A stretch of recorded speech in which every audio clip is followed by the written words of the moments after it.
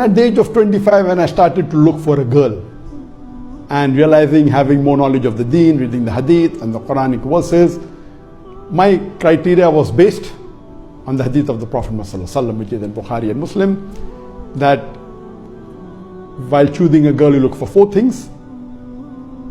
First is the wealth, second is the lineage, the nobility, third is the beauty, fourth is the deen, and the best is the deen. You should choose a girl for deen. And this hadith was ingrained in my mind, and I decided I want to marry a girl who is as religious as possible, more religious than me.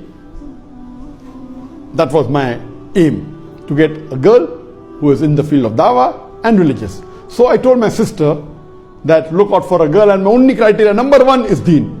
Regarding wealth, the poorer she is, better for me, because I don't want to use any of her wealth.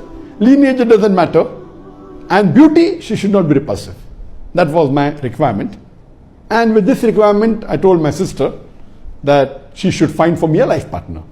And believe me, for 2 years she hunted, and she may have searched many girls, and unfortunately not a single one did she pass.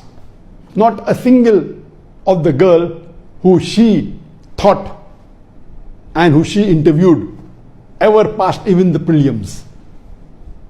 Later on, we got information that there is a Muslim girl in a neighboring city, Pune, which is 160 kilometers from Bombay where I lived.